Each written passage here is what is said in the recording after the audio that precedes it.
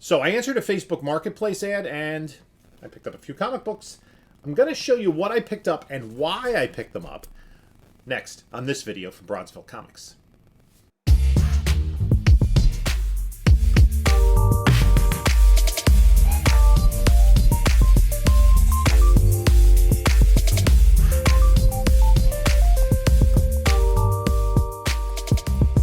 Hey there, panelologists. This is Jim from Bronzeville Comics coming to you with another video. Thanks for stopping by the channel. Hope you enjoy the show. If you enjoy the content that I'm putting out here, please subscribe, give it a like, and put a comment on the video. That all helps the algorithm. I appreciate all the support that you folks have given me over the last 2+ years. In addition to that, you can follow me on other socials, Instagram, Bronzeville_comics. Whatnot, Bronzeville_comics. I do sales Monday nights at 10 p.m. Eastern, and I'm also doing pop-up sales weekdays during the summer. If you use the link in this description and sign on with Whatnot, you can get $10 off your first purchase. It doesn't have to be with me. Also, in the description of this video is a link to my eBay store and my email. I am re-recording this because I already recorded it once, but I thought I did and hadn't hit the record button. Good for me. So, I'm going to talk about the books that I picked up today. I also got some books in the mail, and so I already unboxed them because I thought I was recording it, and I didn't, so I'm not going to rebox them because there's nothing terribly exciting in here. I picked up this random Star Wars 86. Nice condition. It is a sharp copy, and I'm not sure why. I think just the price was good enough. And I thought maybe I'd pick up more in that particular show, and I didn't. The one book. And then Daytona Comic Bros, I picked up this book from him, which is Captain America 310. This is the first team appearance of the Serpent Society, and it is rumored that they are going to be featured as antagonists in the Captain America Brave New World movie. That I think is currently shooting, and I'm trying. There we got focus. And it's also a newsstand, and Daytona Comic Bros. They threw in some extra books. Soviet Super Soldiers #1, Young Avengers #7. I don't believe I have this, so that's a nice book. And all these in Mylar, and Avengers 503. So shout out to Daytona Comic Brothers. On Whatnot, they really did a nice job with what they sent me. I'm really appreciative of the extra books. So here's what happened. Facebook Marketplace. Hit or miss. And sometimes the sellers aren't really clear on what they're selling. Are they selling an entire collection? Are they selling mystery packs? Are they selling individual issues that you can pick up at your house? So I saw somebody near to me had listed that they had comic books. So I reached out. Went back and forth, and they went over today. They had the comics in their garage. Now, the person who was selling, nice guy, and he was more into Pokemon cards, but did collect comic books. And he knew what they were, had a general idea. He actually told me that he just submitted a Brave and the Bold 34 to CGC, and also a 35, but he said that was lower grade, and he was asking if it was worth it. I said, yeah, listen, 34, and that's the first Silver Age appearance of Hawkman, is probably worth getting slabbed in any grade. I think a 2.0 just sold for over $200.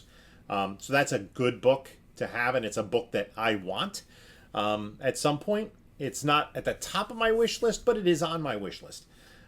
So he knew what he had. So he had comics. He had like 3 short boxes and then a pile of like dollar books. So you had dollar books, like $5 books, a few $10 books, and then priced books. So I went through, I asked him how much for everything. It was really out of my price range in terms of what he had. I think, you know, if we haggled a little bit, it would take a lot of work to, you know, really turn the books around, because there were a number of books that just don't really sell that readily. So he was selling individual issues, which was fine. So the out of the dollar bin, I picked up a couple of 15-cent Bugs Bunnies. Those are in nice shape. And there are collectors of that, certainly. I picked up the second Deadpool in X-Force 2. And then I picked up this Sleepwalker #1 newsstand edition, right? This is I'll put this in the spec pile in case the Marvel and the MCU ever decides to use Sleepwalker. And I looked at it more carefully. It's not a 9.8 candidate. It's a sharp copy, but it's got a few spine ticks. A 9.8, I think a 9.8 in the direct edition is maybe $100 book, give or take. There are no recorded sales, at least according to Go Collect, of 9.8 newsstands, and there are no 9.8s. I don't even think there might even be 9.6s, but there's no 9.8s on the census. Keep in mind that CGC has only been designating books as newsstands for several months now. So if a book was submitted a year or more ago, it didn't get a newsstand, so it's in the census under the just under Sleepwalker 1. But it would have been kind of cool to have the first one on the census if you find a 9.8 newsstand, but that's going to go in the spec pile. And then I picked up these. These were good. These were in the $5 bin, and we worked a deal for everything. Captain America 213, 214. This is the last time Jack Kirby ever did artwork on Captain America. 215 and 216. All are pretty high grade. The last one has some foxing on it, but the others are definitely in the 9s. Unfortunately, nothing is really a 9.8 candidate because a couple of those issues, because they're 25 cents or 30 centers? 35 centers. 9.8 still has value. Then there was this Fantastic Four 185. This is the first appearance of Nicholas Scratch, the son of Agatha Harkness. There is speculation around this character for the Agatha Harkness and the Coven of Chaos, I think is the working title right now. So figured for a few bucks that was worth it. Just this random Supergirl adventure comics. And then the next one was kind of purposeful for 3 reasons. Speculation recently about this character that drove his first appearance to sell like wildfire. It was on hot lists every week. And this is his first solo series. It was a mini series. It's Lobo #1. That's number 1 reason. Lobo is a hot character. Number 2 reason, it's a newsstand. And the other thing that, in more carefully inspecting this, I think it's a 9.8 candidate. A 9.8 in direct edition is about a $100 book, similar to Sleepwalker. This is from 1990. In a newsstand, it's like a $200 book, maybe a little bit more. So that's kind of a book that's worth rolling the dice and seeing if you can get a 9.8 on. And then I delved into the price books. Amazing Spider-Man 49. I picked this up because it is a Kraven appearance, and we're getting a Kraven movie. So Kraven is a hot character until we actually see the movie. Daredevil 17. This is the second part of a 2-part crossover where Spider-Man appears in the Daredevil title. Issue 16, Spider-Man's at the cover here. We just see the Spider-Man, light symbol or whatever you call it. So that I picked up. And then the last 2 books, this one I picked up. I thought the price was right, and then I got it home and looked at it more carefully. And I think it's in pretty nice condition. And it's X-Men 107, the first appearance of the Starjammers. I'm thinking this is like a 758, but it has some possibility. The biggest issue with it, if you look right there, you can see in the X-Men, it has just a little bit of foxing, right? Like you can look at the edge is pretty tight. The spine is nice. Yeah, just a little bit of staple stress there. I have had a devil of a time getting this book in high grade. I actually have one that I just took out of the press the other day that's going to go out to CGC next week. And I'm not really able to get like even a 7 on this book. So this was a nice pickup. And, this early Cockrum Claremont X-Men, I'm trying to get a high grade run from 94 to 143. I was kind of thinking of like divesting myself from my X-Men, but then I got a bunch in collections and started getting like 9.4s, 9.6s, 9.8s on some of these. I'm like, maybe I'll just collect them. So yeah, that is going off to CGC with the Lobo.